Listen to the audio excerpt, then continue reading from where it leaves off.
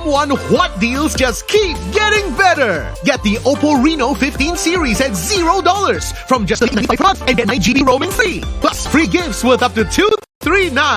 Hurry! Limited time only. Visit M1 shops and m1.com.sg today. Kali ini dalam Tua 13. Dengar-dengar salah satu anda suka pergi memancing. Saya suka yang memancing lah. Cerita dia ada kafe yang selalu meeting point. Dalam cerita dia bukan pasal kafe tau. Kita lihatlah nasib anda. Tu jawapan yang betul. Lepas tadi saya setuju dengan kakak tu. Kakak mesti betul. Musim Baharu Tuah 13 mulai 17 Februari Selasa 8.30 malam di Suria dan Mi Watch. Betul ke saya dengar yang anak akak yang belajar kat Mesir tu nak datang kampung kita? Mak tak peduli. Mak nak carikan calon untuk kau juga.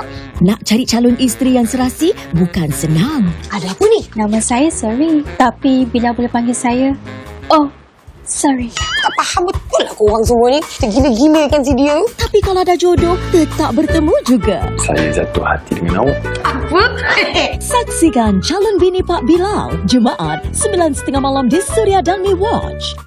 Apa petanda pertama? Jantung berdegup dengan laju, betulkan dengan cepat sebelum jadi kritikal. Nampaknya awak dah semakin baik. Lain kali hati-hati bawa motor. Masa racing tu tak terfikir ke pasal mak bapak? Bukan boleh menang MotoGP pun. Doktor ni nak mengubat ke nak menambahkan sakit? Harap muncul je cepat pesakit langsung tak jaga hati pesakit. Nampak je garang tapi hati tetap penyayang. Siapa pula yang akan jaga papa dekat ward nanti? Saya dan Hanson dekat sini. Jangan risau puan. Terima kasih ya Dr. Handsome. Siri baharu Hospital Love Line mulai 14 Februari Sabtu dan Ahad 9.30 malam di Suria dan Mi Watch.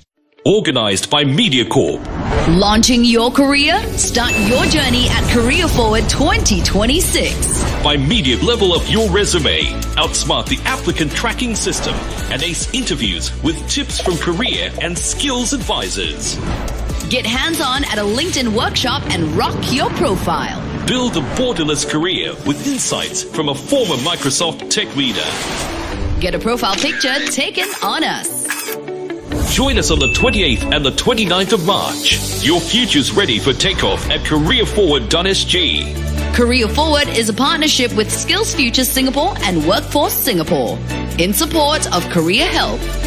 This event is also supported by NTUC's E2I and the following partners: